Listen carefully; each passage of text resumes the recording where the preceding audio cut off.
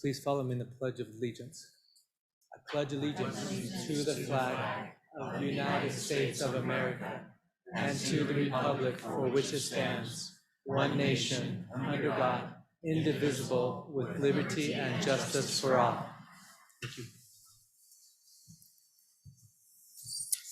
All right, thanks, Jared. Next, we have, it was not listed on the agenda, but we do have a reverence planned for this evening. And this is kind of an exciting reverence because we have a national PTA winner in our presence in the category of, is it composition, English, literature? I know we wrote a poem, I just couldn't remember the category. So if you want to come up, introduce yourself, and then share your awesome poem. And if you'll pull that mic on the podium right close to you, because sometimes the people online struggle hearing. Okay, thank you. Is this close enough? Excellent. All right, my name is Joshua Johnson. I am a 3-time winner at the national level of PTA. Last year's topic was I Matter Because, and before I get into the poem, I just want to say, Dr. Bates, congratulations on your retirement. I am going to miss you so much. Thank you, Joshua. All right. I wrote this poem to basically express my There you go. feelings about this past year that we went through. It's been really hard for me, and this school year has probably been really hard on a lot of you. So I'm just going to go right into it. It is titled, The Voice in My Head. My ears perk with pensiveness as my parents wrangle about pandemics. My eyes ache with superfluous screen time spent salvaging my academics.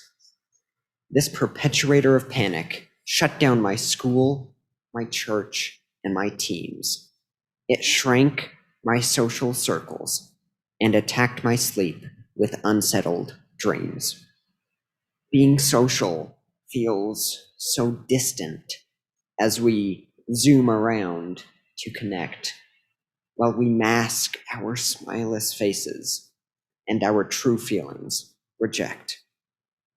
The voices around me shout, "It doesn't matter. Give up. You're alone." But the voice in my head softly replies, "Keep going. Keep working. Persistence is brilliant." It whispers, "I matter because I am resilient." Flash forward a fortnight to foundations shaking, picture frames falling and ceiling lights quaking. Panicked parents call my name as I dive under the table. 5.7 on the Richter scale. My nerves are rattled, my logic disabled. My legs are an unsteady sailor stepping off from the sea. My knees tremble with rippling aftershocks, and I wonder when my limbs will be free. The voices around me yell in my ear, "Be anxious, be alarmed, be filled with fear."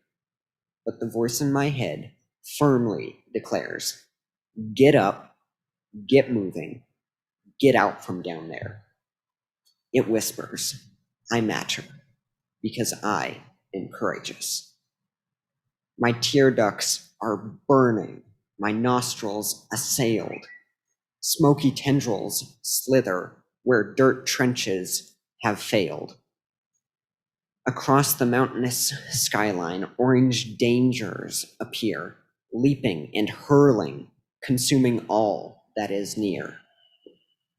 Ashy remnants of California and Colorado wafted a warning, hissing, "Beware," while merging with the molecules of our own fiery despair.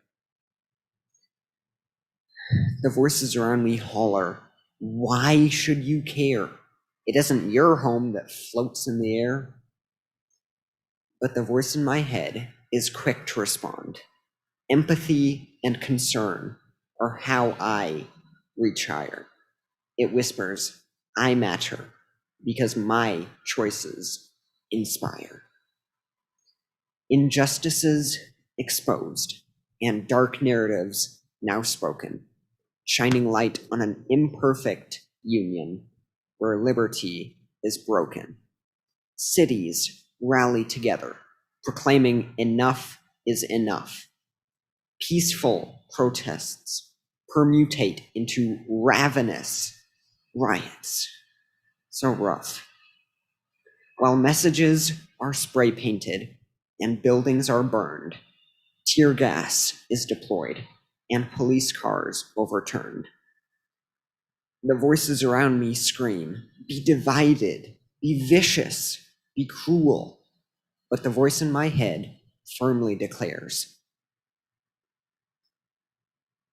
be united, show kindness in all that you do. It whispers, I matter because I respect you. Jobs dissolve like sidewalk chalk in a summertime rainstorm, creating blurry pictures of the future that lies ahead. A deluge of bills and drought of paychecks cause parents to worry about keeping kids fed. Stock prices decline, releasing a downpour of empty grocery shelves and pantry cupboards. My palms go clammy, and my heart aches from the things I've discovered. Retirements, savings, and homes evaporate away while people pile up in unemployment lines. Street corners are claimed by calloused hands holding faded cardboard signs. The voices around me spout, why bother? Why try? It's pointless anyway. But the voice in my head boldly rebukes, I cannot, I will not, I won't quit today. It whispers, I matter because I have hope. Through sadness and sickness, disease and dying, through anguish and anger, chaos and crying, I focus on forward. I positively push on. I know better days are coming. All these things will be gone. The stronger the wind, the more resilient the tree. This is the person that I choose to be. I know this because of the voice in my head.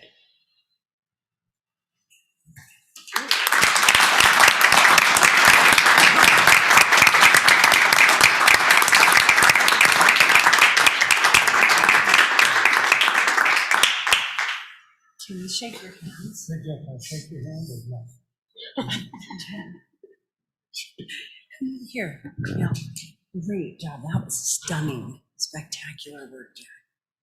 But the word, congratulations. Very well. Thanks. That's amazing. Awesome, as always. Congratulations. Thank you.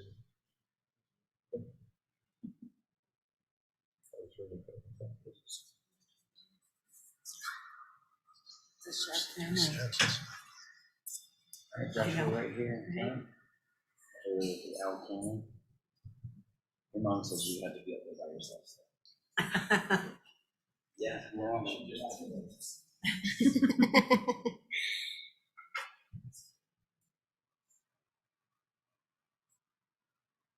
Two serious smilers right there. Very good. Joshua, please know how proud we are of you. You represent not only your family and your school, but our entire district so well. Is it the third or the fourth time you've won nationally? I'm not, or placed really high to the top. I don't know, but just know that we appreciate you. You're talented. We we know that your people sitting right by you are equally important, right? Your support system, your family. So thanks for being here tonight, guys. Next, we'll move on to recognitions and turn the time over to Ben Horsley. And we are actually going to turn the time over to Chris Shipman. We're going to watch the video first. Okay, go ahead. And then we have a brief video presentation after he's complete. President Winder, Superintendent Bates, members of the board, thank you for taking time out of the meeting again to recognize our student athletes that have won or earned the honors of Academic All-State. This spring, we had 50 students earn that recognition, taking the total for the year to just over 100.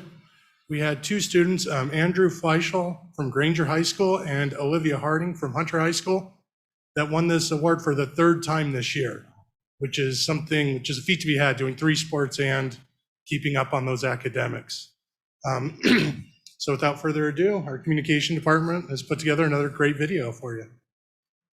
Thanks, Chris.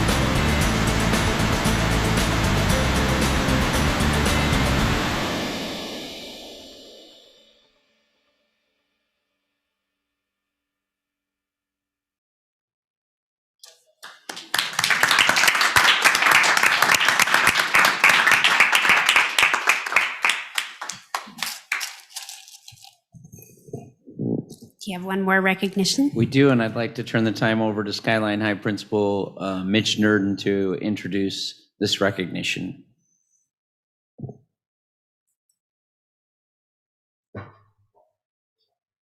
President Winder, Superintendent Bates, board members, we're so excited to be here to recognize one of the great students, an Eagle through and through, Arushi Verma. She is quite astounding.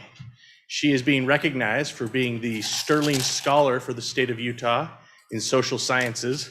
I have 20 things I was going to read to you about all of her accomplishments, but instead I'm just going to tell you a quick story about her. She called me last summer before I was even in my job, really, and she said, I just have this opportunity. Will you fill out a form for me? It was an easy thing for me to fill out. And she took that and ran, and she became the United States Senate Youth Program Scholarship winner for the state of Utah. in addition to all the other things she did. She earned a full ride scholarship to the University of Utah, earned a $10,000 scholarship from the Senate, and this $3,750 scholarship from the Distinguished Young Women. She did all of this as a distance learner the entire year at Skyline High School. She is outstanding.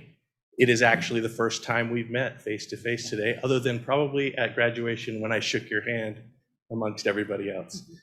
She's amazing. She is a star in the constellation of all Eagles. And I just wanted to present her to you and let you give her the recognition she deserves. Arushi.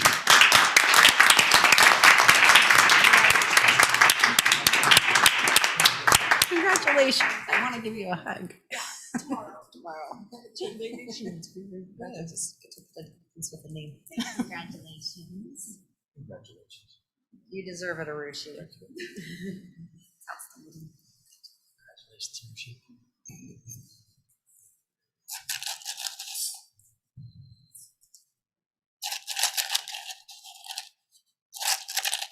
Thank you again. Thanks, Arushi. We have something for you, sorry.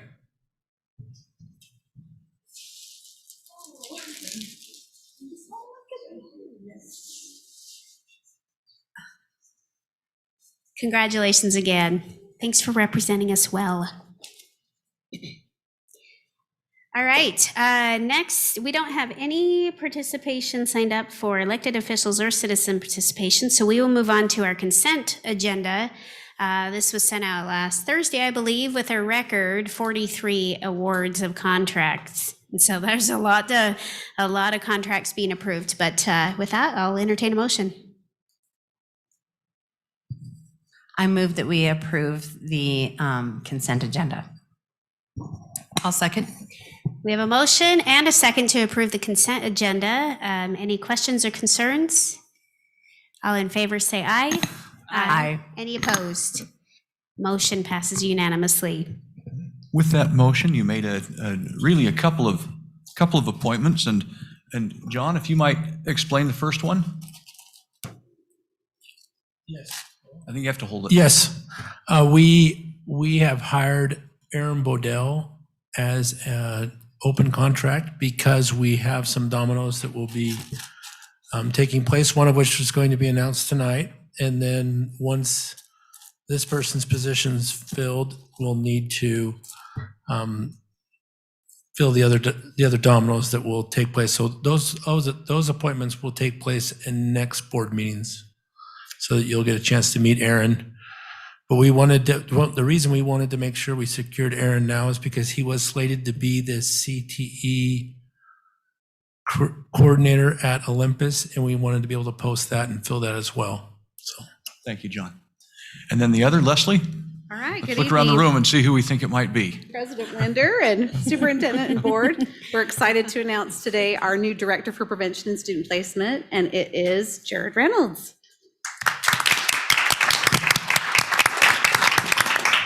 Let me tell you a little bit about Jared.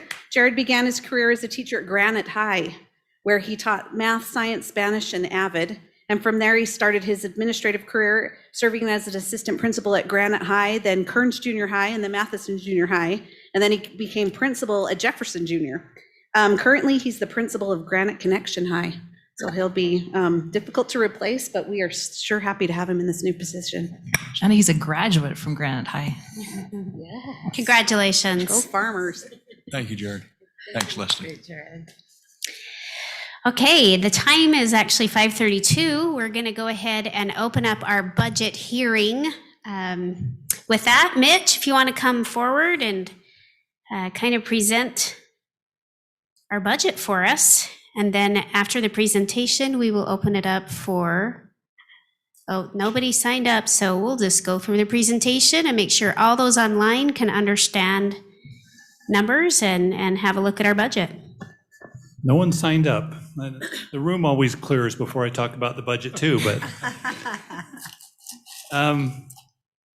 So let's just get right into this and talk about it. First, I wanted to talk a little bit about the budget timeline that looks very similar every year. The legislative session ends the first part of March. And of course, we're dependent upon what happens up at the legislature for a lot of the resources that we have that go into the budget. By June the 1st, the law requires that the district post a proposed budget online, have it available for public inspection, which we have done. Prior to June 22nd of each year, the board is required to adopt a budget or a tentative budget if the certified tax rate will be exceeded, and we'll get into that a little bit. So that's what we're doing tonight is holding a budget hearing.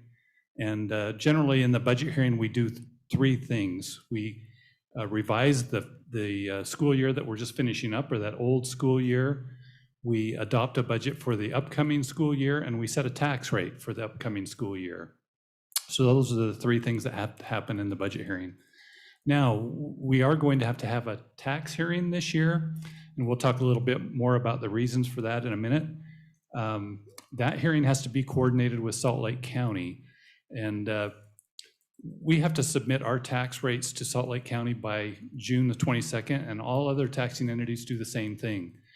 And when Salt Lake County has all of those tax rates submitted, and they know which taxing entities will be holding tax hearings, they have to coordinate to make sure that there are no overlapping tax hearings. In other words, Granite District can't hold a tax hearing at the same time that Salt Lake County is holding their tax hearing, because there might be people that want to attend both. And so that just has to be coordinated, and should be able to do that by the end of this month. What Mitch is saying is our board meeting in August hasn't yet landed. So stay tuned for that. Well, generally, they request school districts, they set aside the first Tuesday of August, and my understanding is that won't work for us this year, so, yeah. We, just to expand on that, we have a couple board members, namely myself and Nicole, who are not available that day, and we're causing a wrench in the plan. So, but we'll figure out a day that works. Yes, it can be done. They just have to Coordinate it. Our regular board meeting date, we will not be, we'll be finding a new date. Okay. Sorry. Yeah, we'll work that out with the county. So let's talk about the budget a little bit. The Granite's budget is made up of multiple funds. This is typical of governmental accounting procedures that the district follows. And the largest fund by far is the general fund. It's $639 million in the budget this year. And in the general fund, the day-to-day operating costs of the school district take place. That's where we pay for most of our employees, and we pay for the cost of operating the schools on a daily basis. So costs of maintaining the schools and paying for utilities and custodial costs, all of those things that take place that cost us to operate the schools on a daily basis are in the general fund. And we're going to spend most of our time tonight on the general fund. I'll just hit a couple of the other larger funds in the budget. The capital outlay fund that's our building money. That money comes from a property tax rate that the board sets every year in the budget hearing. The bond projects fund at $84 million, that's also building money, but that's money that's come from bonds that we've issued after we received voter approval to do that. And so we're currently, of course, as you know, working on Cypress High and Skyline High, and those are the two big bond projects that are underway right now. The debt service fund at $30 million, that is money that we generate from a property tax rate to pay our bond payments. So when the voters authorize a bond election, they are authorizing the district to set whatever tax rate is needed to generate the money to make sure that we make those payments. And then the school lunch fund is of course where we record all the costs of providing meals to our students on a daily basis. So we pay for, most of our employees are paid out of the general fund, but there are a number of school lunch employees, right, that are paid from the school lunch fund. Let's talk now about the general fund.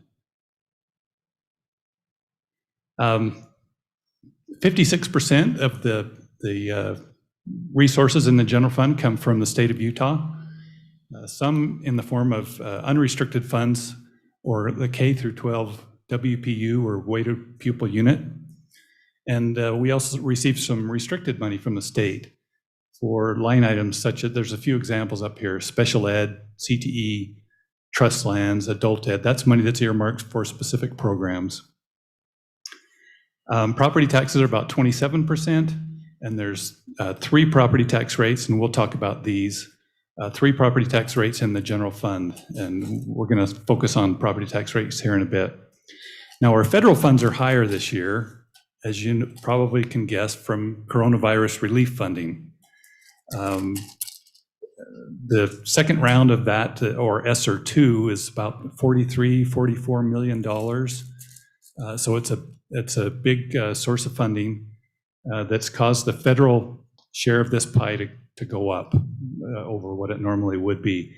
And in federal funds, in the general fund, we have the largest are special ed, Title I, and now the coronavirus relief funding.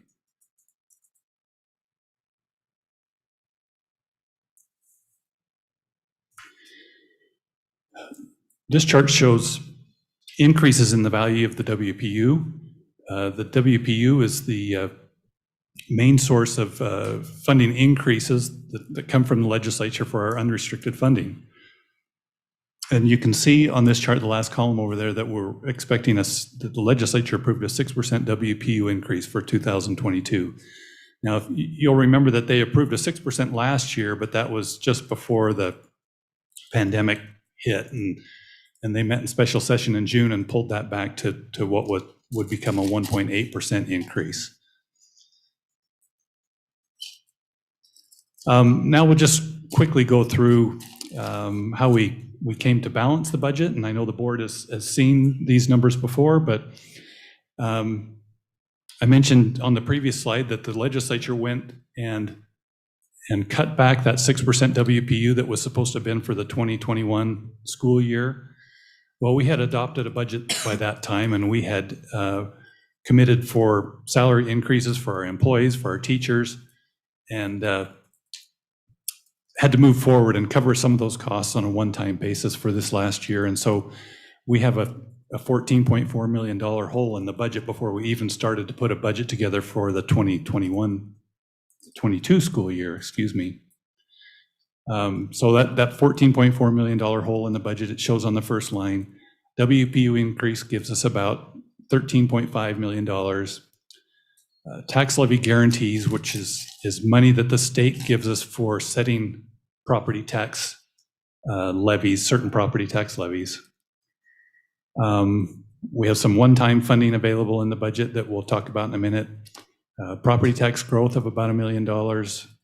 Estimated employee turnover savings, that's when we have teachers that are on the top end of the salary schedule that leave, and we fill those positions with new employees, particularly the teacher salary schedule.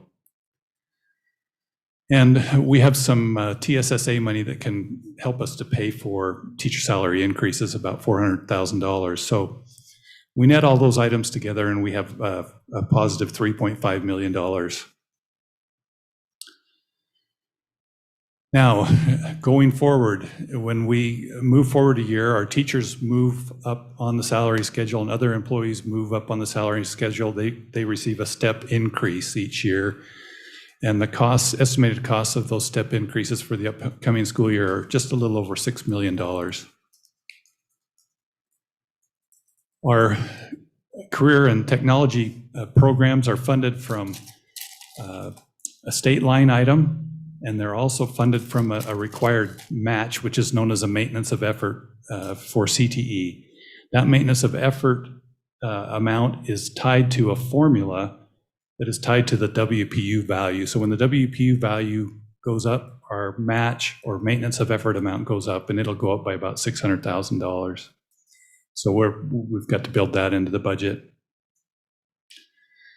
We've had some budget reduction recommendations that previously we've reviewed with the board that save about $6.9 million for this upcoming school year, and a commitment to pay more for our school resources officers in this upcoming school year of about $200,000. Now, we have agreed to a 1% cost of living increase for our employees and one-time bonuses of 3%. This says 3%, it's actually 3.5%. One-time bonuses for our employees for this upcoming school year. This chart pulls all those previous charts together to show that in our ongoing funds, we had our new funding sources and step increases and required cost increases, or that CTE maintenance of effort and other budget changes. All those things now net to basically what we have is a balanced budget that we're here to talk to you about tonight. And the 3.5% one-time bonuses will be paid from $12 million of one-time funding in the budget. Let's talk about property taxes and school bonding and school construction and how those all tie together for a minute.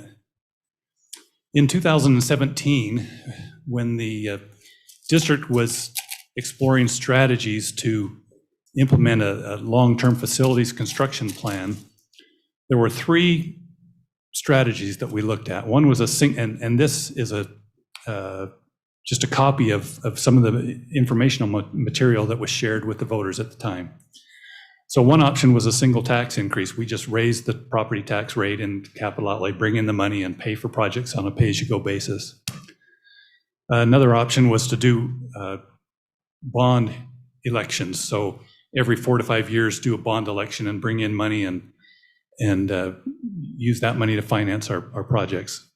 And the final option was a hybrid of both of those models, where we issue bonds up front, we get voter approval for a tax increase, we issue bonds up front, and then it's important on that little, on the lower right-hand corner there, it says initial bond tax increase of $183.43, tax revenue maintained afterwards. So the voters approved that tax increase, approved our bond election, and a part of that plan was that as our bond payments went down in future years, that we would maintain that tax rate and use that money to pay for building projects on a pay-as-you-go basis. So this is implementing that plan that was put into motion in 2017 is what we would be doing this year. With the bond money, as you all know, we've some of the completed projects is Olene Walker Elementary School, South Kearns Elementary School, an addition at Hunter High, and renovations at Driggs and Rosecrest Elementaries. And the projects still in progress are Skyline High and Cypress. Now, this chart might be a little confusing. Let's walk through it. There are 6 tax rates that the district levies every year. 3 of those tax rates are subject to truth in taxation laws, which say that you can't exceed a certified rate, or you can't bring in more tax revenue on those rates without going through a tax hearing process. Those rates show up on the top of the chart as the board local rate, the voted local rate, and the capital local rate. And then there are some rates that are exempt from this truth in taxation process. Those are the basic levy, which is set by the state legislature, the charter levy, which is basically set by the legislature and the tax commission each year, and the debt service levy, which the Granite voters give us the authorization for the debt service levy. So in 2017, when they approved the bond, they gave us authorization for this debt service levy. Those 3 are outside of the truth in taxation process. So everybody knows that property values are going sky high, right? They're just keep going up. Well, what truth in taxation does is when property values go up, it forces property tax rates down to bring in the same amount of money that you brought in the previous year. That's basically what truth in taxation is designed to do, is to limit the property tax rate growth that you have. So property values go up, then the rates go down. So on this chart, it shows the fiscal year 21 tax rates in that first column. And then in the next column, it shows estimated adjustments to those rates for the truth in taxation process, for recognizing that the property values are going up. And I probably should interject here that by law, the county auditor's office is supposed to provide us a certified tax rate by June 8th of every year. Well, they're a little late this year. And that's not uncommon. It's a little bit later than normal, I think, this year. But so these are estimates. We're expecting those certified tax rates any day. And when those come, we'll adjust to those calculated rates. But this illustrates what we're intending to do in the budget. So in that fiscal year 22 adjustment column, we're adjusting the rates down because property values are going up. Okay. And the thing that's causing a tax hearing for us is in the next column over, the fiscal year 22 shift. What we're proposing to do is to implement the plan that was put into place in 2017, and we're moving money or a tax rate from the debt service levy that was approved by voters into the capital local levy, which is subject to truth and taxation. So even though we're just shifting from one tax levy to another, we're shifting from a levy that's exempt from truth and taxation to a levy that is subject to truth and taxation, and that triggers a tax hearing. So to be clear, taxes are not going up, they are just moving categories. That is true, although In fact, they're going down. well, if your property value goes up and the rate goes down, this will affect everybody differently But because the rate's going down. the rate will go down, yes. But as far as what that will do on individual taxpayer basis, it depends on how much their home goes up in value and yeah. So it is just a shift. Now the tax commission would say, well, that is a tax increase because you're increasing this tax rate that is subject to truth and taxation. So to be clear, it is a shift and should be, theoretically be neutral on the property tax bill for a homeowner. But under the law, it is a tax increase on that capital local levy. So that's what we're intending to do. And what that will do is bring in approximately $36 million into capital outlay that will help us to continue to finance the construction at Skyline and Cypress. And then moving forward into the rest of the building program. Yes, as those projects are completed, there's others that are waiting to be done, and that money will be coming into the capital outlay fund to pay for those projects on a pay-as-you-go basis.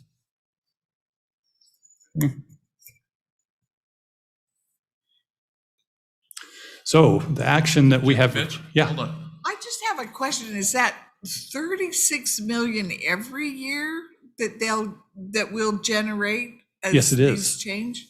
Yes, it is. Okay. And this plan that we have of moving this, of maintaining that debt service levy, of moving it over to capital outlay will require annual tax hearings. Although in future years, we don't expect that the amount will be as large on an annual basis. But yes, this is the big, so our payments, we sold the bonds and set the payments fairly high right from the start, and then there's a big drop off this year. So it's bringing in $36 million, and that would be expected on an annual basis to come into the capital outlay fund to help us with our building projects. But not every year that high. No.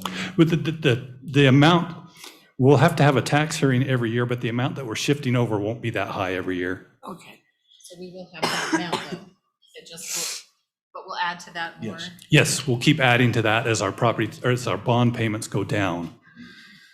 So you can expect the August tax hearings for a while, yeah, to continue to follow through on that plan. Okay. So what we're asking to do tonight is to revise the 2021 budget as published and to adopt the proposed or tentative 2022 budget. And final approval for that budget won't come until after the tax hearing. But we do ask that we adopt a tentative balanced budget to get us going for this next school year. And we set a tax rate to be equal to a 0.007245. Now that's going to be subject to changes in the certified rates, which we don't have yet. So it is going to change. We just are waiting for those rates. So I move that we approve the revised 2021 budget. All right, Oh, so let's double check. You're almost there, Connie. all right. Hold that good thought. Yeah. That is okay. Okay, board members, do we have any questions on this prior to a motion? I have one question going back to the 3.5% bonus for the 21-22 year. Yes. When does that get paid out from a cash flow standpoint? Around the end of November, right? Well, it's the pay, it's the payday prior to Black Friday is when we negotiated to have that paid out. Thank you. Employees like that for their Christmas The shopping. 15th of November? 15th of November. Probably a little bit later than that, but yes, like the third week of November, something like that, yes. All right, Connie, I think you can go now. I think now. I move that we approve the revised 2021 budget as published in the annual budget book. I'll second that. All right, we have a motion and a second to approve the revised 2020-2021 budget as published in the annual budget book. Any further questions or concerns? All in favor, say aye. Aye. Any opposed? Motion passes unanimously. Nicole? All right, I make a motion that we adopt the 2021-22 tentative budget and set the tax rate to 0.007245, subject to the following: that the basic levy and the charter school levy will be adjusted to the rates to be established by the Utah Tax Commission, and other levies will be adjusted for changes in the calculation of the certified tax rate that may come from the Tax Commission or the Salt Lake County Auditor's Office. Wow. I'll second. I'll second it. Oh, yeah. Chris got it. All right, we have a motion and a second to adopt the 2021-2022 tentative budget at set the tax rate at 0.007245 with all the things that Nicole just stated. Any further questions or concerns? All in favor, say aye. Aye. Any opposed? Motion passes unanimously. Thank you, Mitch. We will close the budget hearing. Thanks, Mitch. Thank you. Doug? All right, I gotta get back to my agenda. Couple of first readings. All right, well, that comes up. We have a couple of first readings this evening. The first one being naming of school and district buildings, campus venues, and mascots. Right, board members, thanks for your good questions about these policies, and thank you for considering them this evening. The first one is Article 8A27, naming of school and district buildings, campus venues, and mascots. We had a couple of inquiries recently about naming certain areas of buildings and the possibility of addressing mascots in the future. And so we thought we would revisit this policy and revise it. We have done so in a fairly significant fashion. You'll see on the policy itself, rather than just redline what we had, we eliminated the old policy and took the good parts from it and added it to a new policy. The policy simply provides procedure for these actions. It doesn't tell us when or why we would make any particular decisions regarding naming of either buildings, venues, or mascots, but it does reserve the right to name buildings to you as the board, and then it contemplates the board providing some discretion to local schools, school community councils, and others to name venues. Those are hallways or portions of buildings or that sort of thing, and mascots. So that's the process that the policy sets up. But if you have any questions, I'd be happy to respond. Go ahead, Nicole. Nicole would like to speak. Thanks, Julie. I just had a quick question, Sure. just for clarification on D. It says upon receiving approval from the board or superintendent, whichever is appropriate. When, I just am not understanding where superintendent versus board and why if it superintendent would approve it. I didn't see, maybe I missed it, but I didn't see where that was included previously. I'm sorry, will you just point me to it again under D? D? Mhm. The only paragraph. The receiving, whichever is appropriate, upon receiving approval. So essentially, that points to those two processes that I just outlined. If it's a school name, then the board is going to be the one that designates the new, or that decides on the new name. If we're naming a venue or a mascot, that's a process that ultimately ends with the superintendent. So depending on which process we're using, the local school would then implement it based on the direction they're given from that kind of final authority in those processes. Okay. Is there a way maybe to outline that in writing a little clearer? Add the board and as it pertains to naming of schools, Sure. the superintendent Yeah. as pertains to naming of. Rather than whatever just that- whichever is appropriate. Yeah, that makes sense. Is that okay? Just to be I'd a be little happy bit, to do it. if somebody else is just reading this policy trying to understand, I think that Sure. would be helpful. Okay, I'd be happy to do that. That's a good suggestion. Thank you. Julie, did you have a question? Yes, I did. Thank you for asking. Yeah, my question, I had two kind of thoughts. One is that it says here under B number 2 that the district may initiate a naming committee. And I'm sort of like, that doesn't necessarily need to be in policy that we may do that, right? And part of me is like, do we want to require a naming committee? Do we want to require that the board who comes after us? I mean, I think we'd all want feedback, right? But do we want to require that a board say, we need to make sure that we have a committee who's going to give us feedback about these names so that our community has buy-in? That was one of my thoughts. And that's something we'd have to decide on, right? That's like a little bit of a change in direction. The other thought that I had is, I don't know, there's nothing, there's a little bit in number 2A and then again somewhere in C that talks about giving direction as to what the names could be.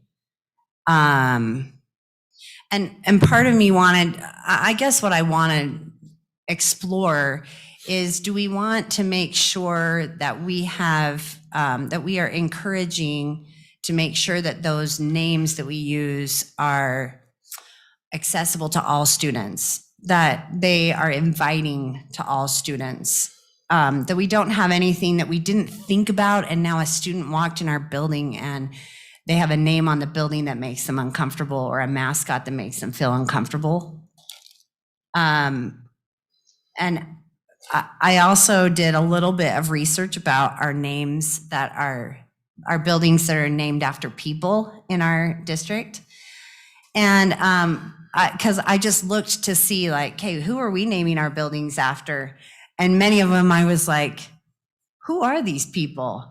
And while after I did some research, I found, oh, okay, like there are a few like William Penn. I was like, that is random. I still don't understand why we named a building after William Penn, why that was relevant at the time to that community. And I necessarily don't think that that community knew what they needed, so that's great.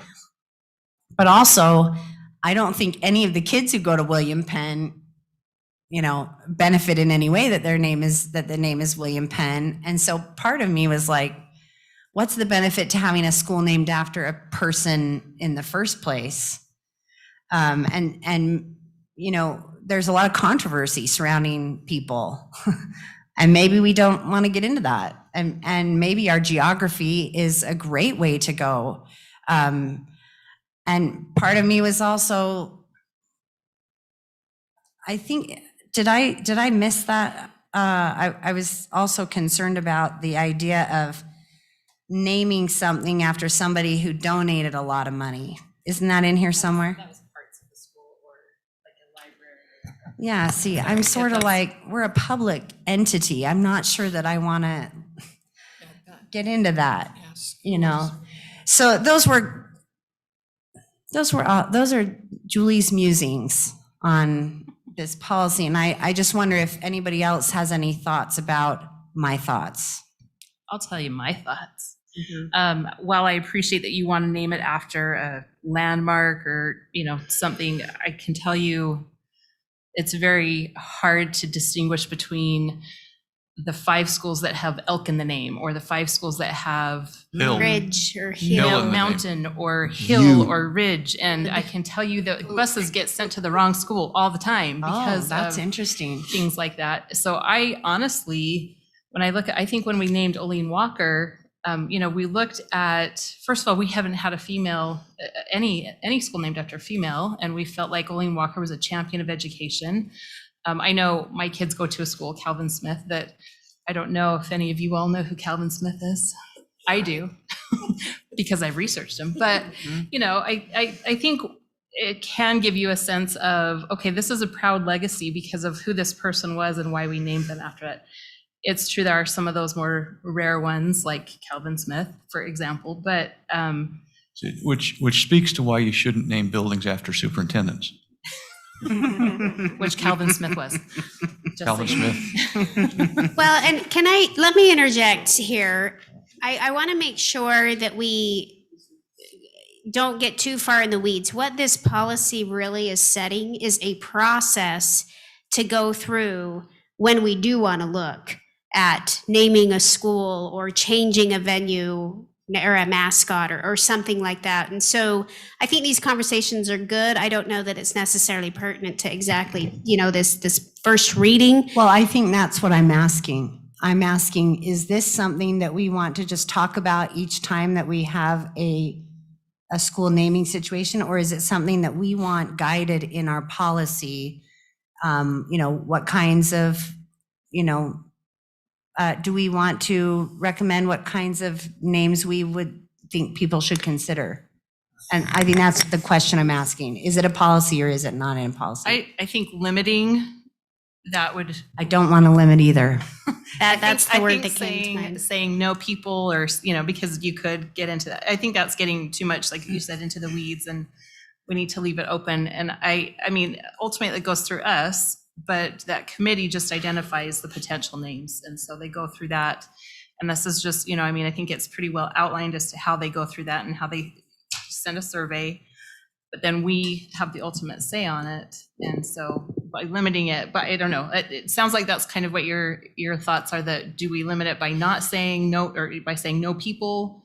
Is that what you're thinking? Well, I don't know that I really think, I'm just trying to think of like solutions of how to get at making sure that the names that people choose, or that we or whoever our not predecessors, whoever comes after us chooses, are, representative of our community. I mean, it was a big deal that you guys realized that we didn't have any women and you chose Olene Walker, and that was not even the number one choice of the community. And it was controversial because of that, right? And it's an important thing that we recognize. And I guess I'm asking the question, should we write here, is this an opportunity for us to say, we want our names to reflect our community? And how do we make sure that it's not just those of us who are in power who are choosing the names without recognizing that there's all these other people who could be recognized, Terry, I know you have a comment on the Olene Walker. It was not the top pick, and Ben's going to speak to this in just a minute, but that survey was very limited in participants. And so it wasn't statistically significant. Ben, take it away. It was not statistically significant. Yeah. We were actually pulling from a variety of lower socioeconomic boundaries, and to get individuals to participate in that survey, we actually went and visited with the school community councils and got specific feedback from them, and felt like that was a little more impactful when it came to that particular survey. My point that I did want to make, though, and to Nicole's point, is this is a simple codification of the process you have already been using. So we're simply putting it into policy instead of having it out there. Where's that naming practice again? So that really is the initial effort here out of the gate on this first reading. And I do think it is significant that we've actually removed the language regarding significant donors. I mean, that was removed. That's in the portion Thanks. that's actually been crossed out. I'm sorry, I phrase- came unclear on The that. phrase significant contributions remains, but Right. that's, Yeah. for instance, Hunter High has the Eddie Main football stadium. That's right. And that speaks to contribution, not a financial contribution, but support to the school and contributions. Olympus, And Mark that- is Manning, that, yes, is that someone who's living? he's not. It can be Eddie Main it's a was a contribution, but senator. it has to be not living still, This right? does not say, It doesn't. this policy does not say that the person needs to be deceased. Oh, okay. It- Well, it does say that, Encourages. it says it encourages. I'm gonna find that. It says should avoid names of living people. That's on B. In A2A, B2A. B2A, thank you. And that is for naming the schools themselves, not facilities and Oh, other. should avoid names, right, okay.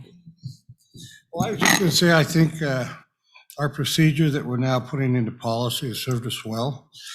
Each board has opportunity to voice its concerns or approval based on what's going on at the time. I think we see already we're in a different circumstance now than they may have been 20, 30 years ago. More controversy than names or whatever. But I hate to see us tied a procedure down to future boards who may be facing different situations than we are. So I think putting it into policy is good, but limiting the power, opportunity for other boards to make changes, I'm concerned with. I think we'll just put it in procedure and policy and move forward. Not limit the boards in the future. I did want to say that, like, what Ben was talking about, that they did the survey and then it was statistically insignificant, is kind of what I'm pointing to. That it's very hard to get the voice of the people who are not in power on these kinds of decisions. And so therefore, people are not, the people who are represented are the people who continue to be in power.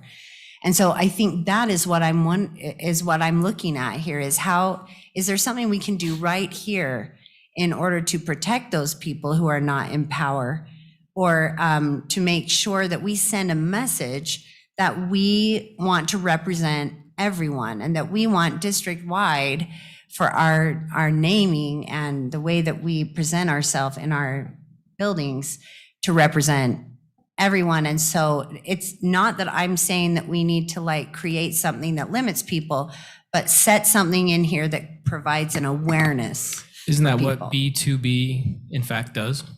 Where it says there's a survey that should be conducted, but that community feedback, the community feedback process should also include, but not be limited to, contacting families within the school network, staff members, other key stakeholders within the school community. I think that captures exactly what you're saying, if I'm And not you feel mistaken. like that would then be I an think it does. opportunity where that could happen. I would hope so. If I might, Clark, the point you just made, and the use of the word contacting families, we can't force families to respond, but we certainly can reach out. And if we've reached out and contacted and they don't respond, that does not reflect poorly on the efforts that the district or the board has made. I agree. I mean, back to the Olene Walker, we had, Ben actually did a reset and went and did additional work trying to go and get families to respond. And so when he came and presented to the board, it was, hey, these are the numbers, but just so you know, they're very, it's statistically insignificant, but he went above and beyond to even get that amount of feedback. Does that I would make also sense? point out, to Clark's point, the fact that we've added that language, but not be limited to, we wanted to reach out to community stakeholders as part of that process, because oftentimes if you struggle to reach the community leaders can often provide that valuable feedback. And we did talk to, in the Olene Walker situation, community leaders, and there was widespread support for the name of Olin Walker. Well, to be clear, I'm not asking for a new procedure. Right. I'm asking for, this is already a procedure. Do we want to delineate it here? Because I think that, I mean, the only school naming that I've observed was Olin Walker. And I feel like you guys did a really great job of all of these things that I'm saying we should do. And maybe Clark is right. Maybe that is already put in here, you know? I mean, is there any reason to say something like we don't, I mean, is there a reason to preserve, to say something in there like we don't want to name something after a native tribe or something like, you know, I mean, are there reasons to start saying we don't want to do something that's going to offend someone, or I don't know. I think each individual board will have to make that decision at the time when the names are brought to us. You say that we want people who don't have power. Those people demonstrated their power when they voted us in as board members. Now we need to represent them and do our best to get input. So I think that those people have had the opportunity to demonstrate their power. That's a good point. I also want to add, Julie, I think you're trying to say we want to avoid controversy in naming something that maybe is inappropriate for certain types of people, or they'd be offended, but that would be a long list that we'd have to include in this to like make sure we're And covering that's all where our I bases. was like, maybe we So don't even want I'm names. thinking if we That's where I start was going doing next. that, we might turn it into more problem instead of following this outline that's going to help us guide right to a good name for a school. But I also don't want a single kid walking in a building that has a name on it that makes them feel uncomfortable. Yeah. That is really what I'm after here. And I think that's what B3, that's the weight that B3 sets squarely on the shoulders of the Board of Education. That once this process has been gone through, once we've solicited the feedback, we receive what we've received, and now Board of Education, the discretion is yours on what you're going to name this. And that, as you just said very well, that should be in the front of your minds. We should name schools based on encouraging kids to get an education and move forward in their lives, and not have there be any kind of hindrance in the name of the school or the processes of the school. I think that's what B3 captures, or certainly is intended to capture. I guess that my pause there is that I think that many people in our communities would feel more comfortable with having a clause in there that protected them from the misjudgment of a board member. Does that I make think sense? that's dangerous ground, although I understand that perspective. And Yeah. so don't get me wrong. I think Chris brings up a valid point, but boy, you start naming groups and then you start leaving out I agree groups. with that too. So remember, a lot of our policy, I'm agreeing a little bit with Terry as well, is we have a broad policy, and I just hate getting down these different rabbit holes where we're tying future boards to what they can or can't do. And I think, I mean, obviously different boards are, boards can change out, board members, can change out, and different, feelings or different makeups of boards can come into play. But generally speaking, if you're elected, you are entrusted to make the decisions and that are reflected in your community, that community feedback you're getting. So I'm personally comfortable with how this policy lays out right now, not limiting, not putting any of those specifics and tying future decisions, future boards to that. And remember, this is a process we've already, a lot of us were on the board. Like I said, like Ben said, we're just codifying. We're taking it from practice and outlining it more into policy. Personally, I would like to just see it remain a little bit broad, but Julie, still make it policy. Would you feel better if it said, and I don't know, other people too, if it said on that part, the committee should avoid names of living people or controversial? But how do you define controversial? Yeah, one person's controversy is Don't want not another's. controversial. You're just going to get into some. How would you say it? How would you put it into words here? The best thing that I've been able to come up with is that something that would make someone feel uncomfortable when they walked in my building. And, Which and could be a so whole I don't variety. know how to legalese that, Doug Larson. I But- mean, something to the effect that you could say that reflects the values of the community. You could have some language that states Yeah. that, although it seems like that's. I think that's But already stated. I also am not asking to like put somebody in a box. I'm saying here, do we want to say, here's some considerations? I'm saying, do we want to raise awareness here of things we should consider? I mean, I feel like you've raised the awareness in your comments. I feel like it's top of mind, given the current circumstances of our nation and our community even. I echo Karen's sentiment that the electoral process has to play its proper role in electing us as board members to represent the communities that we do represent. And I feel like this language has to be a guiding principle and not be more This isn't than what it's intended to be.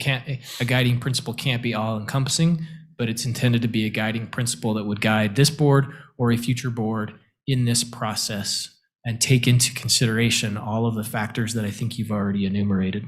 Right. And one thing, because we're 7, it passes with a majority. And so we have had names of schools that have not passed unanimously. So and I don't know if complaints have been made as names, even new names of the board has received names of the school community, and the board sit with not a name on the list. And so I don't know if that has been, if that particular school had complaints. I don't know. So, it evens out, and I think I like the policy. Can I ask a process question on C1, please? It appears to me that enumerates a number of stakeholders, if you will, to put it very generally, and that seems to be in the plurality. Am I over-interpreting to suggest that perhaps an individual would not feel like they would qualify to make such a proposal?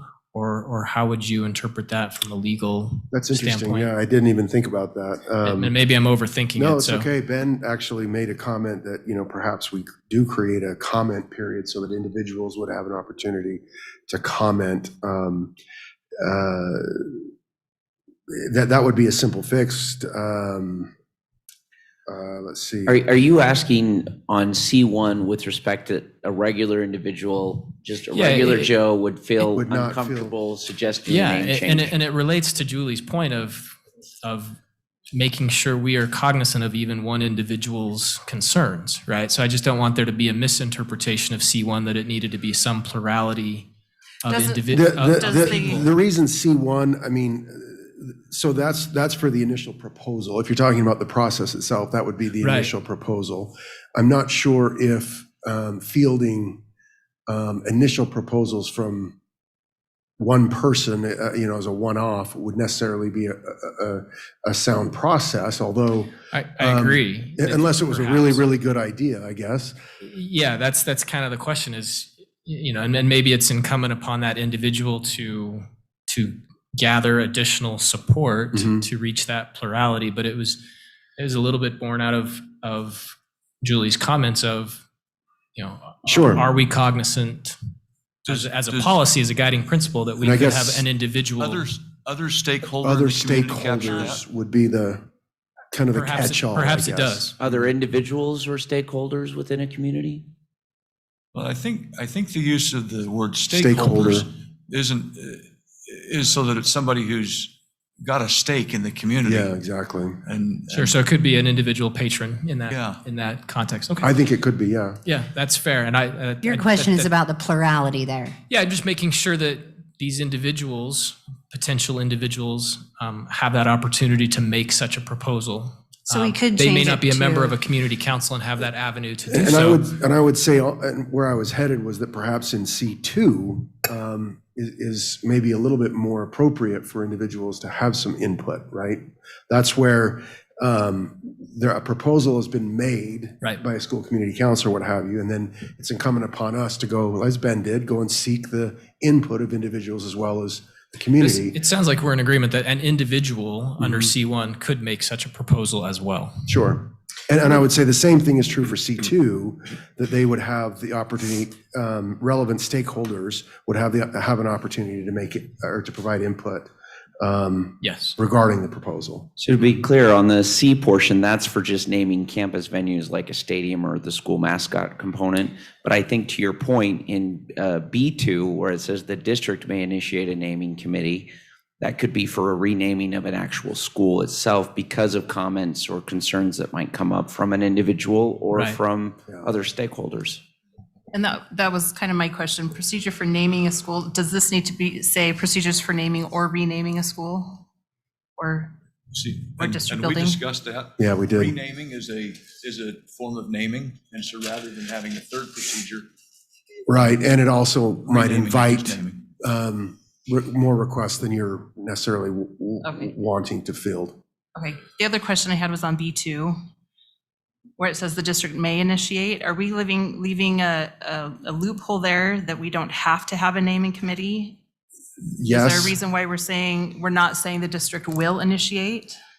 Yes, there is a reason. Okay. And that is because the superintendent has made it very clear to me that that the board needs to have as much discretion as possible. So we do tie the board's hands in a lot of ways, but we don't like to tie it if we don't have to. So the fact that you may initiate a naming committee, we've done that in the past, but if for a reason that I can't necessarily contemplate while I'm sitting here, there's no need for a naming committee, or it doesn't make sense to have a naming committee, the policy itself wouldn't tie your hands. That's the only reason for it. It's a matter of policy construction more than anything else. It's a construction tool that allows you to have more flexibility and more discretion. That's the only reason. I would point out there's an example to that too, because when Cypress High was going to be relocated and it became clear in the community that we were moving to a new property, there were individuals in the community who wanted to look to rename the school itself. And at that time, the board said, no, we're comfortable with Cypress High. So there was no need to, again, may initiate. What's important perhaps, and I've heard it from Julie and now I've heard it from Nicole as well, that perhaps instead of, that we might clarify and say either for 2, under the direction of the board, the district may initiate, or instead of district, say the board may initiate. Okay. If that were. You're right, because district is somewhat. There's a distinction. There is a between distinction. Mm-hmm. The district and the board. The board directs, the district implements, and so it's. I agree with that. That's actually a good catch. Would you leave open any other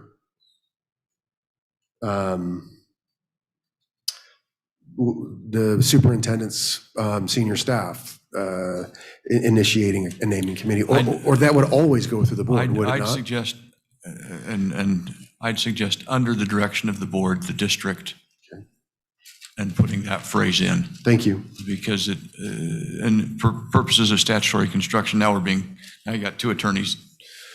Yep. So under subsection 1, everything is under the purview of the board. Right. But to clarify that for 2, that this is not an independent subsection. Good. But that it continues to be. I appreciate that. That's a great catch, actually. Great discussion. I think we've learned some things. That's great. Thank you for those proposals and ideas. I move that we approve as a first reading the naming of the school and district buildings, campus, venues, and mascots. With the changes. With the changes discussed. The changes that have been. I thought this notified was of. just a first reading, though. We're not making It a is. motion. Okay, maybe I misheard. I thought you were making a motion. It was a motion as a first reading. Yeah, a first reading is an action vote, but it's not the final action. That comes in the second reading. means- Good point, Claire. Yeah, that is a Clark. good clarification. Yeah. Which means that we will have. if A second people wanna reading. Mhm. Make input, and we make some other changes, we can do so. That's right. Between now and the second reading, additional input is often sought, and you're welcome to provide me additional input as well. Thank you. All right, we have a motion on the table as a first reading. All right, we have a motion and a second for the first reading of the naming of school and district buildings, campus venues, and mascots policy. I just want you to question. clarify, what is the motion? The motion is to approve as a first reading, thank you, Clark, the naming of school and district buildings, campus venues, and mascots. We'll bring it back probably next month for the final action vote. All right, any other questions? All in favor, say aye. Aye. Aye. Any opposed? Motion passes. All right, thanks, Doug. On to another first reading of the implementation of standards and objectives or amendments. policy. Excellent, thank you. Many of you might actually recall this policy being passed not too long ago, a year ago. And this policy was largely based on the implementation of PBL and the expectations of the board regarding student learning under the PBL framework. I don't want to make this policy more than it is, this policy modification more than it is. Essentially, based on a rule change at the USBE and a change in the application for grants for EARS funding, there's a requirement that the district. EARS being education for at-risk students. Thank you.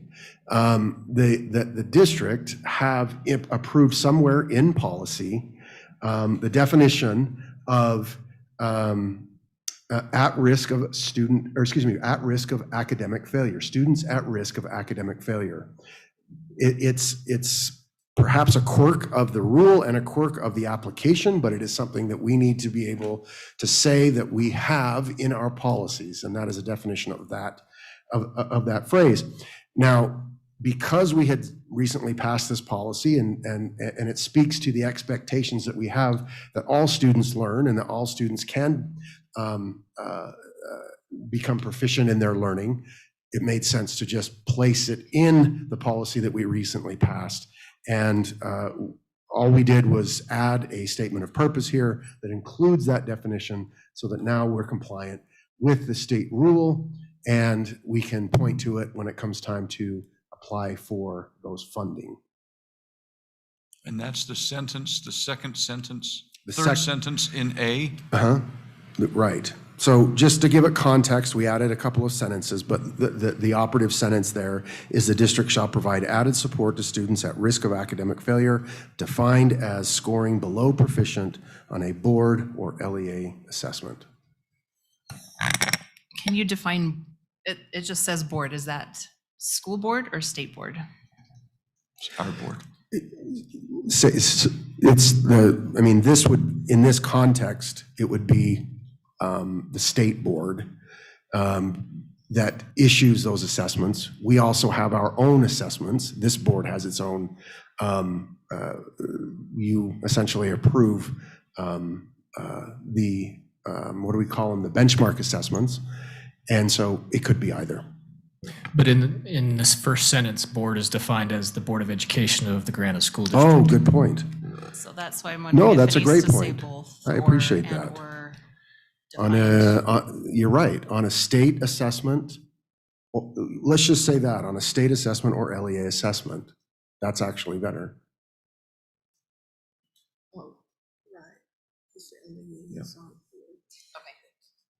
So when a student is defined as at risk of academic failure, what does that mean for that student? That they get these added supports, right? That they're scoring below proficient on a state or district level assessment. Which would mean the SAGE or ACT or, wait, no, exactly. RISE. Any Wait, assessment. what are we on? What is it now?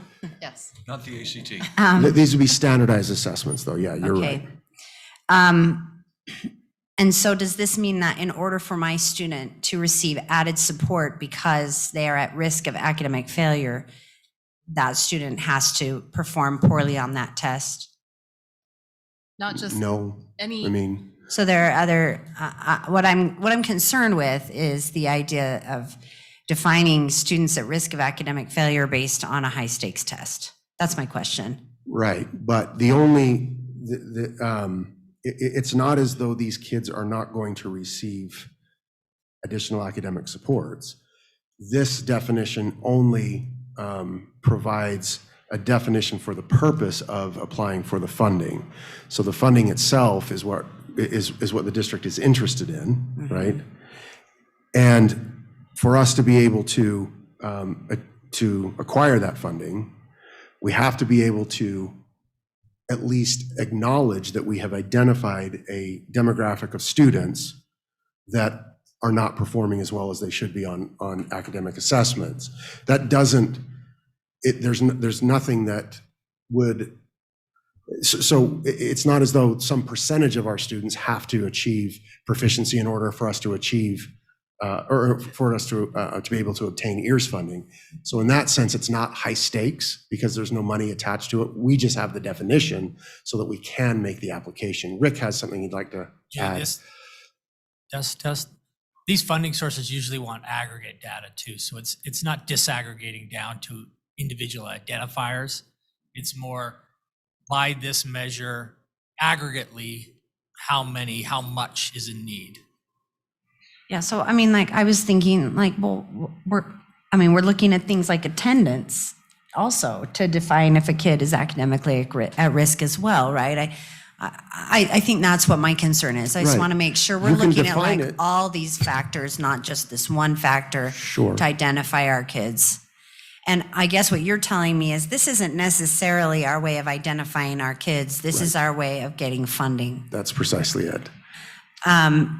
Because I can certainly see like kids don't necessarily do their best on a test, or a kid can do really well on a test, but then they have all of these other factors that are kind of come in to making it such that they are not going to succeed in school, and So- prevention versus waiting until they're failing to give them And really, funding. it comes down to the way that EARS is written and is provided, right? EARS is written specifically for at-risk students. So what the state is requiring is that we can say that we have at-risk students and we need to provide them support. And if we can say that within our application, then we qualify for EARS funding, right? That's really all we're doing here is we're complying with the purpose of the funding itself by demonstrating that we are serving the kids that the funding was intended to serve. Okay. Julie, too, the accountability side is also in the aggregate. So on the other side, when someone asks, how was the funding used? What did you do with it? How did you move the needle? It's not individualized by student. It's usually holistic and in the aggregate as we report out on how we use the funding. Okay. I also was just interested that we said that they are going to be defined as scoring below proficient.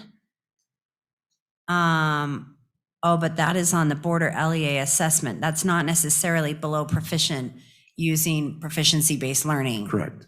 These are only So that's on- that has nothing to do with what they're receiving in their classes, right? This is standardized testing, the state standardized test or the district standardized test. Okay.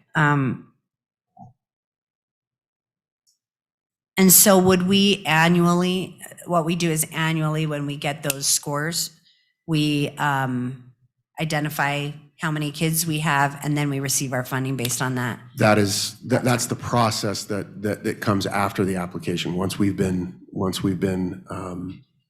identified, or excuse me, once we've been evaluated for the number of students, then we apply for the funding, and then the funding is based on the numbers that we've reported to the state. Just a little bit of prognostication, and having watched this legislative process cycle a couple of times or more,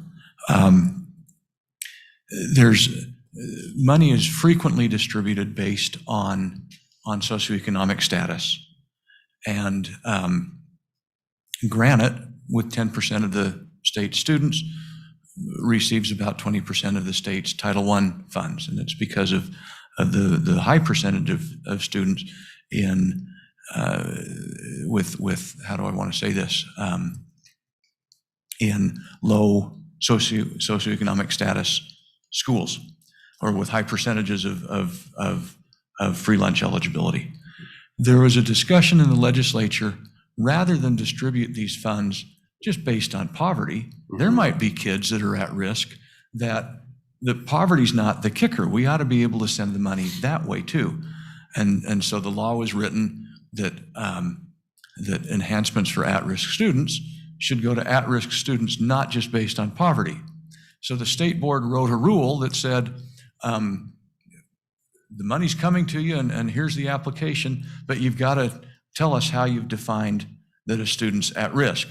So now 41 school districts and 137 charter schools are all going to define students at risk of academic failure in such a way that they can get a bigger piece of their pie than simply population count, which is to say 2 or 3 years from now, the legislature will direct the state board to define what a student at risk of academic failure is, at which point all, and I lost count, 178 definitions will become one.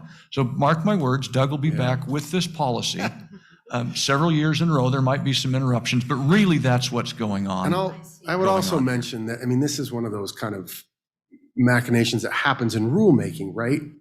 The application used to say that you can either adopt the definition that the state has provided, or you can have your own definition.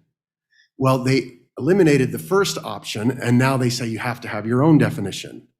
Well, our definition actually comes from the state definition, and that's how most school districts are going to say it is, well, we'll take the definition that we've always been using, but instead of checking one box, we're just checking another. It's really all it is. So is this federal or state money that we're after? State money. Yours is state money. Nicole, you've been waiting patiently. Go ahead. So, Julie, I don't know, now that she brought this up, I did have a question. So the district shall provide added support to students at risk of academic failure, defined as scoring below proficient on the assessments. Does that, I mean, with the EARS money, we have to spend that money on those kids specifically? Is it going to go to the various schools where those kids are identified? Yeah. That was to Rick's point. We don't spend this money on individual students. Right. We spend it on groups and programs targeting these students. Okay, so we can end up spending that money on like somebody who does have some attendance issues and that's why they're at risk. We're not, perhaps, yes. We're not Yep. pigeonholed into that kid because they failed this test. And the answer to that question comes when you ask us to report on how EARS funding is being spent. And then we show you how EARS funding is being spent. And the state says, be sure that that's going towards to kids who are at risk of academic failure. And we can say, yes, these programs all address students that are at risk of academic failure. Okay. I did have, and I brought this up with other policy, and maybe this is just a policy language that I just don't like. So I'll live with it. It's fine. But under D1, it says, therefore, educators shall meet regularly. I hate that regularly is not defined because that could be once a decade and that would be regular. And is that where we should be meeting? I mean, is there a way to define that? And it's been a little bit more than a year. This is really the Granite Way policy. That's the PLC section that doesn't say PLC. And at the time we had a discussion prior to the board meeting with the staff, and then we had another discussion at the board meeting amongst the board about that very term, what does regular mean? And we decided, rather than say a PLC every other week or a PLC every week, because then it turned into a negotiation challenge on how are we going to, and even if we required, if the board says you have to have a PLC every week, then all these Cheshire cat grins show up on people's faces and say, "Oh, cool, how are you gonna pay us for that?" And so the compromise was to say, you know what, whatever is regular in your school, hold them regularly. I still don't love it. That's not a good answer to your. Well, I Teachers don't like because it's that an issue of answer. accountability, right? It's, if it's squishy, then the accountability becomes more difficult. So we And just, I mean, so you have to balance to the degree that you can tie it down, you do, and to the degree you can't, you leave yourself wiggle room. So real quick, I have Julie, one hang more. on, I know. Well, I just want to make sure to give other board members a chance. Terry, Connie, Clark, Chris, did you have any further questions before we go back to Julie? All right, go ahead. I think mine is similar to Nicole, where it just bothers me to be nebulous. But there's this, in that that sentence that we changed, it says the district shall provide added support. And the question is the district, that means that could be teachers, principals, or district programs, right? Is that what the district means? Because just down further, it says principals shall ensure. And so that provided me with confusion above of, oh, so did that mean the district offices will provide services, or will teachers go, wait a minute, that wasn't, why, that's on my plate? No, that's the district. They don't. Right. They get that. I mean, where that's nebulous to me, that is like throughout all of our policy, the district means anybody who works for the district. Basically, yeah, yeah. And once again, this may or may not have been the best place for this to land. There seemed to be a tie-in here, and that's why we did it here. But once again, when we're talking about expending EARS funds, it's on district programming. This is district-wide programming. When the section that you're talking about is how principals specifically do have oversight and for accountability for learning expectations, but that's not necessarily what that first section is even addressing. All right. Once again, great discussion, lots of good questions. With that, I'll entertain a motion to approve this policy as a first reading. I move that first reading, the policy of implementation of standards and objectives. I'll second. All right, we have a motion and a second on the table to approve as a first reading the implementation of standards and objectives policy with its amendments. Any further discussion? I have one follow-up question. Is it possible, or maybe it's just to clarify, from a red line standpoint, is it just those two, or that final sentence of section A that changed and everything else is unchanged, or is there more that we could have in terms of a redlined version? So everything that's underlined there is It's is not what underlined. was. What we have is not underlined. Oh, why is it not underlined? I'm sorry. For some reason, you've got a copy. I apologize. I don't know why that is, but it may be that when we printed it, we didn't print it with the red line function on. Simple solution. If you can send us the red line version. You absolutely, really, the only thing in the entire policy that changed was that we added that first paragraph. That is all. The whole first paragraph? Mhm. Okay. Understood. And so again, we'll make sure that we get that. Did you switch, so everything else is just, instead of B, it was A before? Exactly. Okay. Any other questions? All right, all in favor, say aye. Aye. Any opposed? All right, motion passes unanimously. Thank you, Doug. We'll see you next month. Thanks, Doug. Thank you, Doug. All right, next, before I turn it over to Martin's last superintendent report of his career here at Granite School District.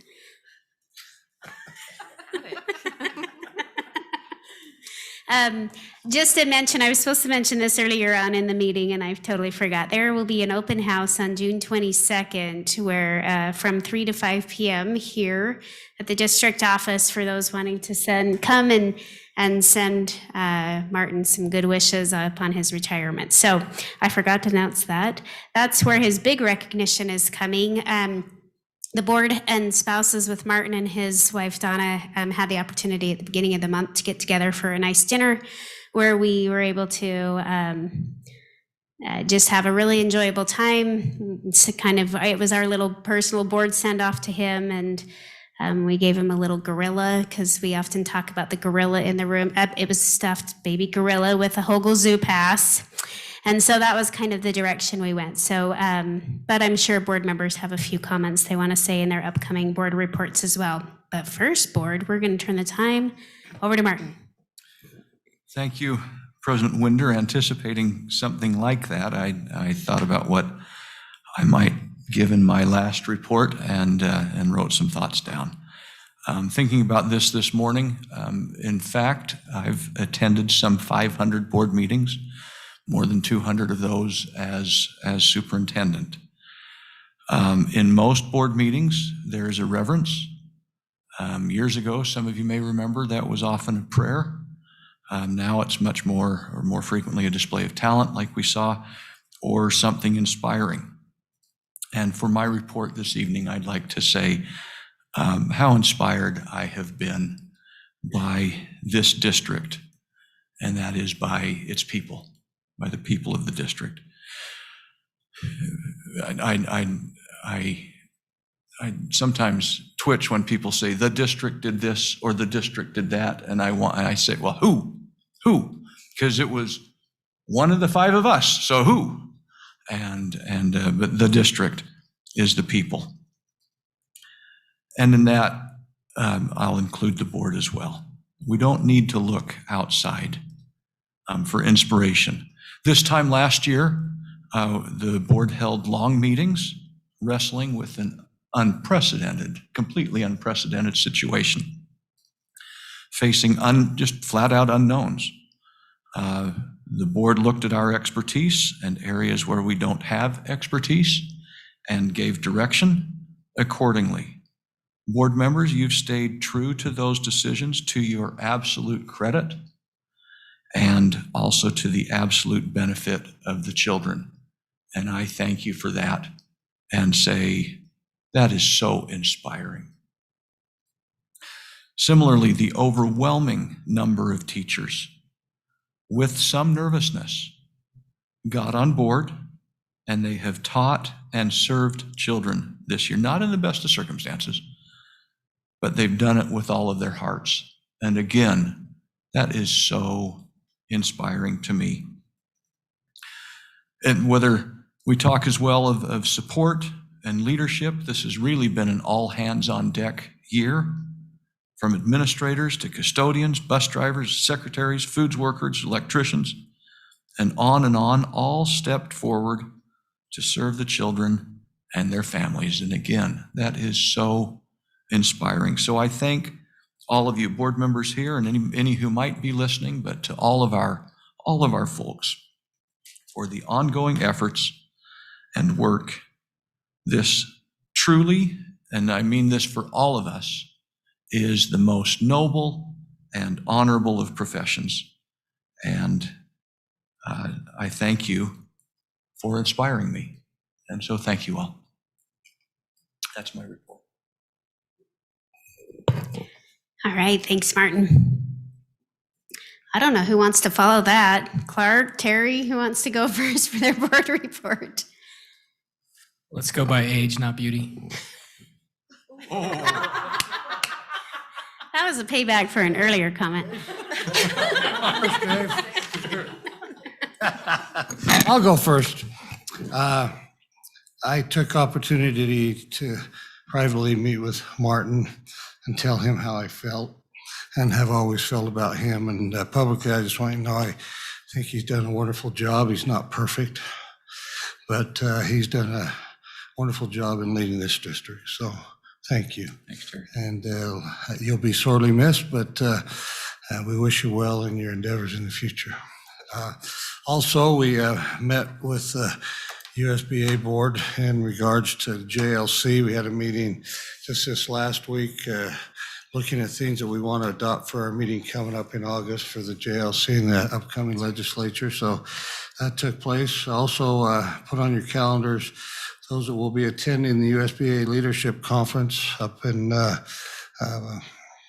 Midway. That's September 16th, 17th, and 18th. And we'll be getting further notice on that. So just encourage you to do that. What's that? September, yep, September 16th, 17th, and 18th. And the graduations were wonderful. They were hot, but in a good way. And so, thank you. I had the opportunity to be with a lot of you, and it was great. And the kids were great. So thank you. I'm glad Rio Tinto finally let them go on the shady side after the first graduation. They didn't have much of a choice during the first graduation. The people just all headed over that way, but it was really nice. Thank you. I also really enjoyed the graduation ceremonies that I got to attend, and just felt like real joy at the community feeling that is there, and celebrating this 12-year achievement of our kids. And I especially loved, I was not aware that that our counselors have to be accountable to every single student that doesn't graduate. And as I was able to listen to every name and say, here's this kid, and here's their name, and here's why they didn't graduate, and here's what's going on, and here's what's happening next for them. I found that really inspiring to know that our kids are known on such an individual level. That made me so thrilled.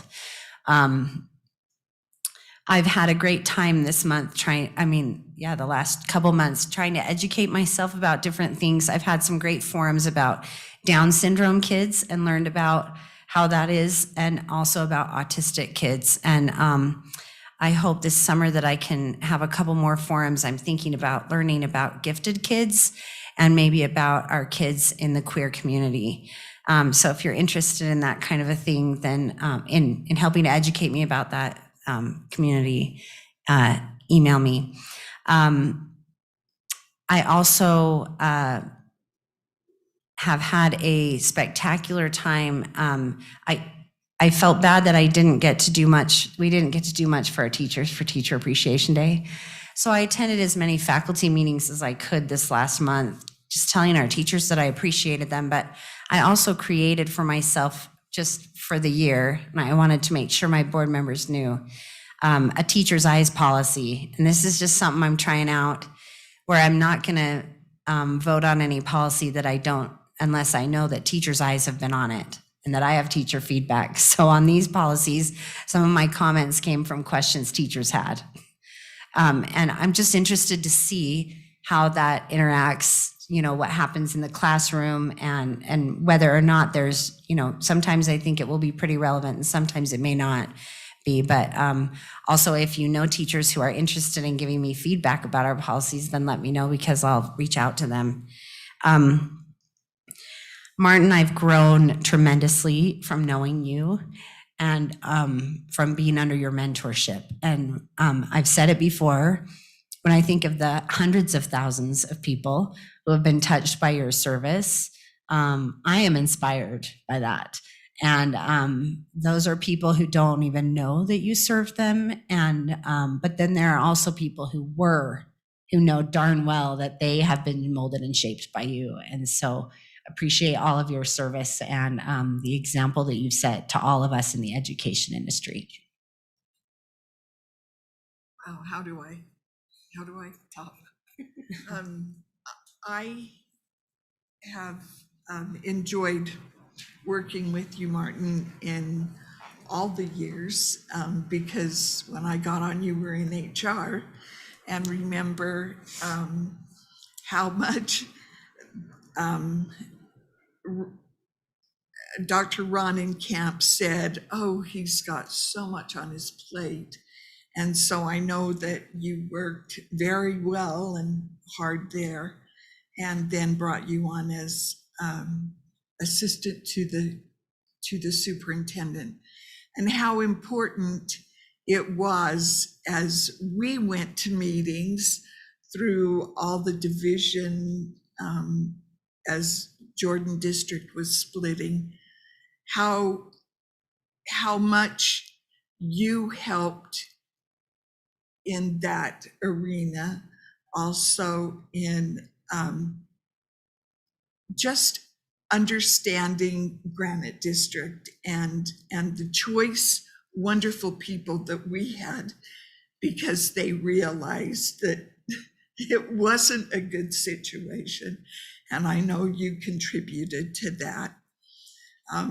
It's been a joy since you've been superintendent to build that trust back up in our principals, in our teachers, in the district, to make sure that the district is doing what they do to help others, and that they can that they can depend on the district through you. The only thing that I would wish is that as we have our Granite Way, that we could use your words and not the Education Ease words. I gave those to Rich that way. Good, because I think it's very true that we're here for student improvement. And so I'm grateful for your guidance, and as the board has asked you to do things, how willing and how you've been able to identify what it was and then move forward with that. So thank you and all that you've done. Appreciate it very much. I have to go next. So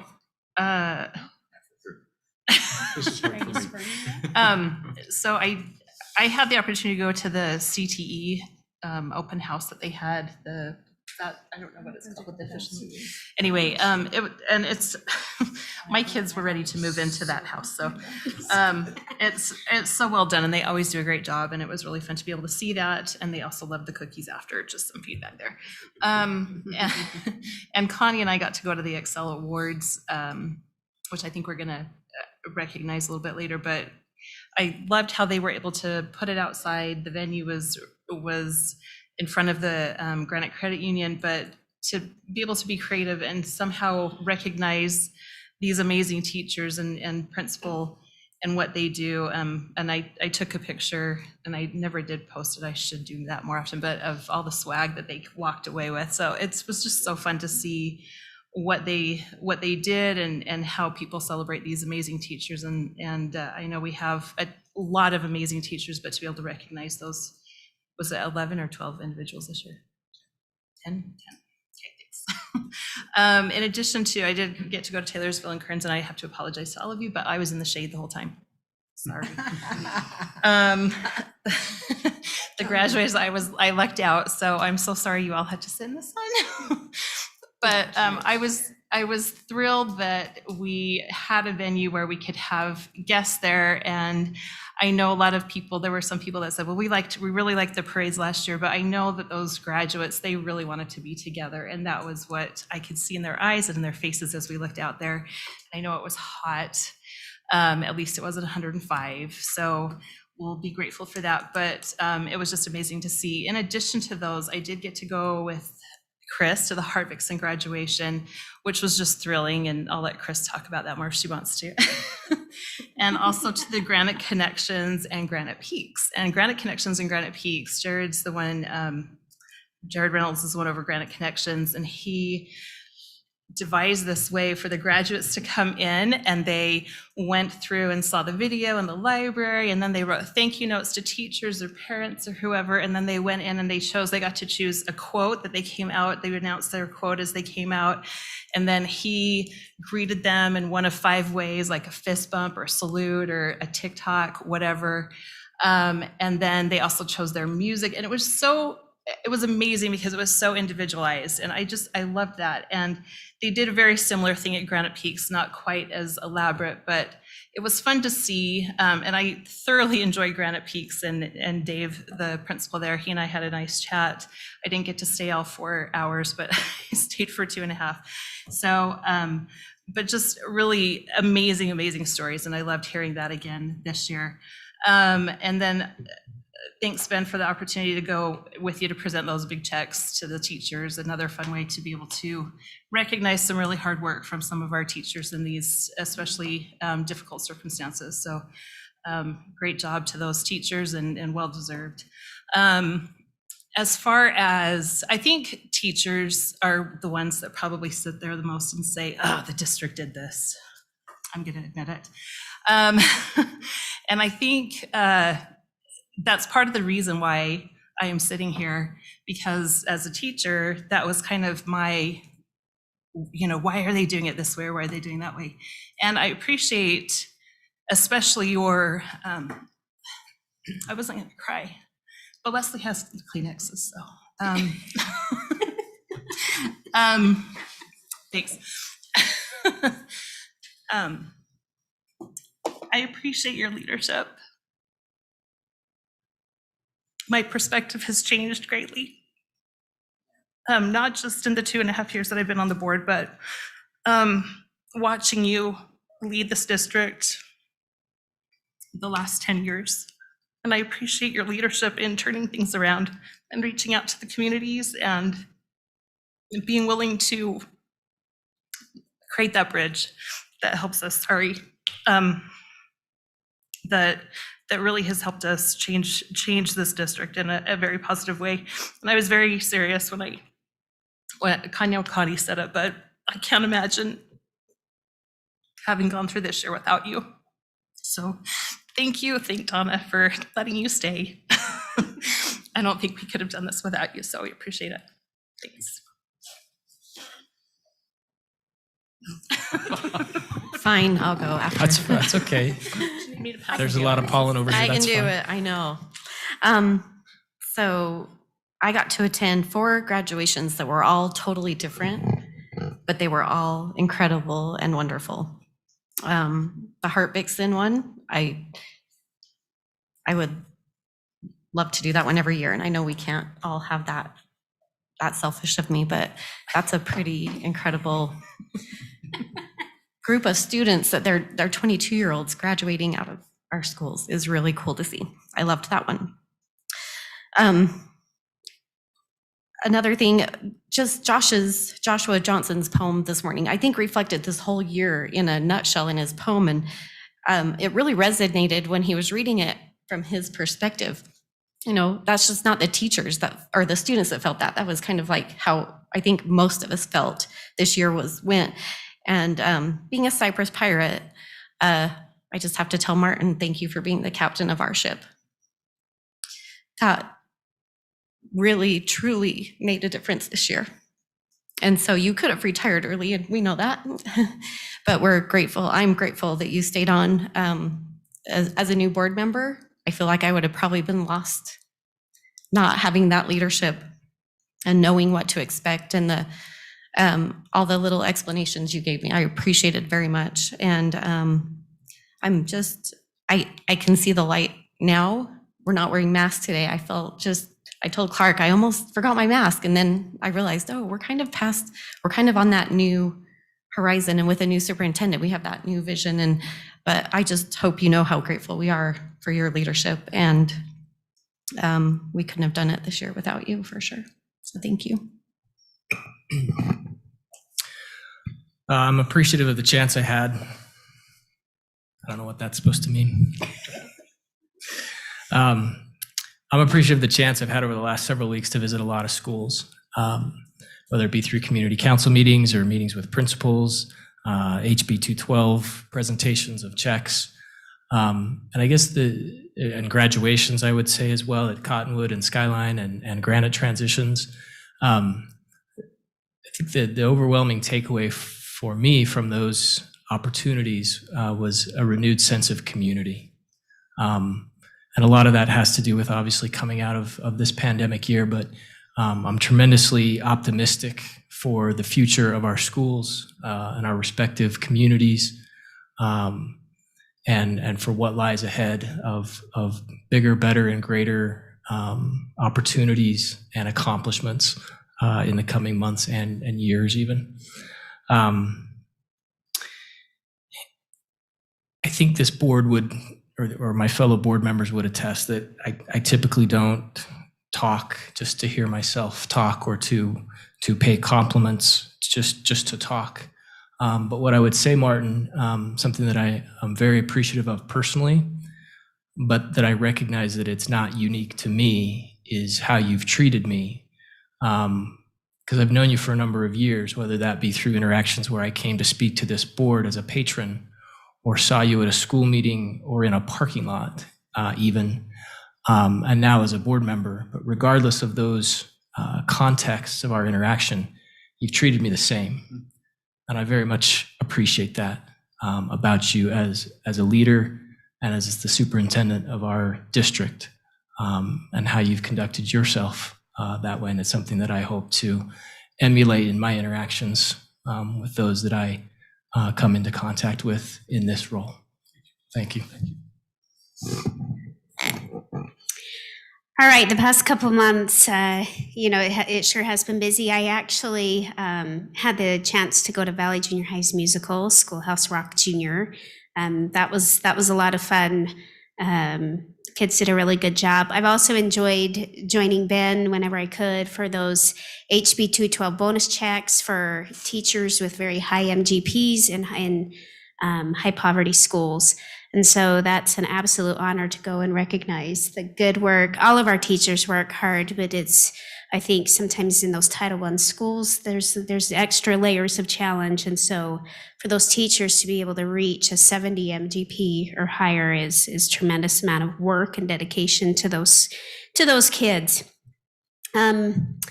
Another thing is graduations. It's already been spoken how hot it was, but they were also enjoyable. I just always, even in the heat, get chills when the parade of graduates come in. And it's such an amazing sight. And I think it hit me a little bit more this year just because we missed it last year. We did our best last year with a hoot, kind of cheering those kids on as they came down the hallway or the tunnel or, in the drive-through, however it was done.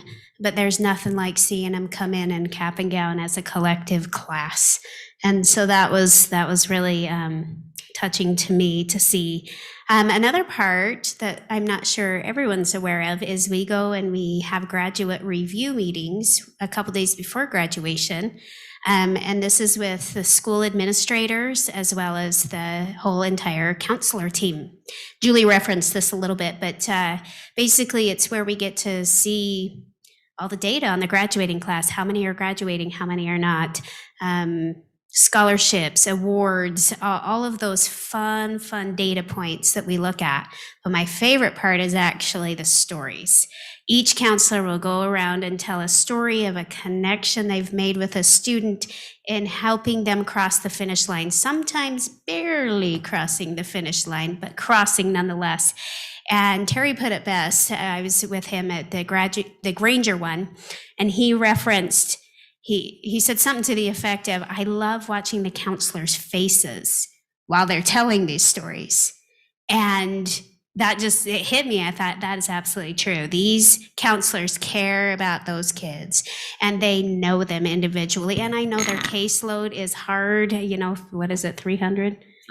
350. And so do they know every single student on that individualized basis? I don't know, but they do have a handful where they're just really working hard to try to get them over the goal line, over the finish line.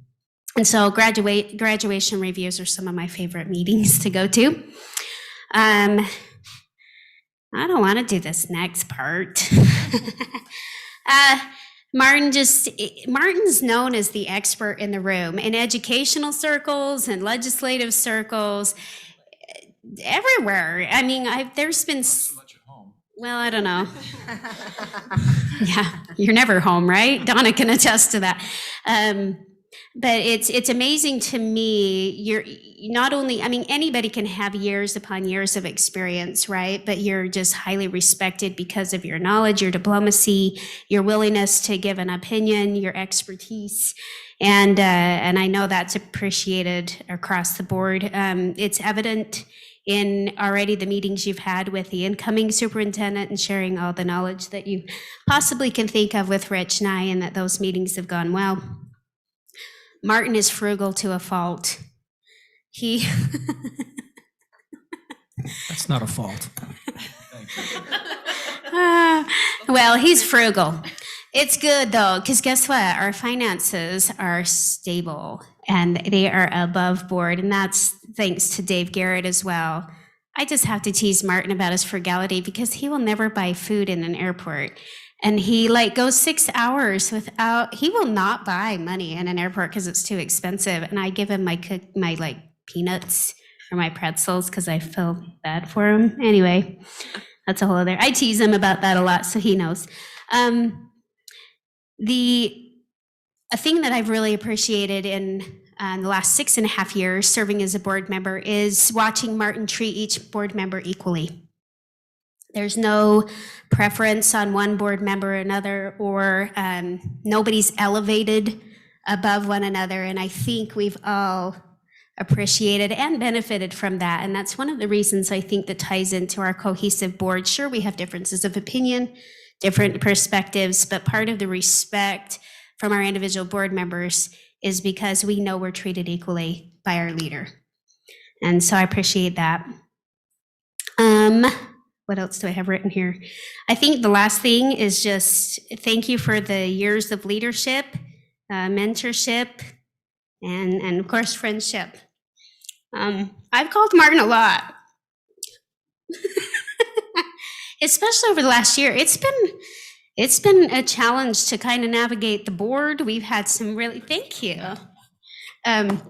We've had some tough calls to make the last 12 months. Last summer, not a very fun summer.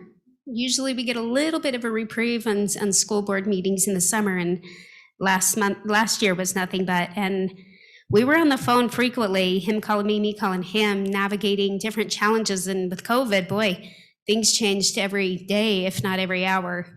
And sometimes we did have to pivot, and it was difficult, and we had to wrangle board support and work through a lot of issues. And so I am grateful that Martin was at the helm to get us through the year. I think Nicole referenced that as well. So Martin, we wish you well.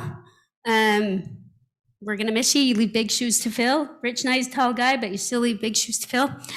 And we're just happy we wish you and Donna well. I know Donna's probably excited for your phone to stop ringing.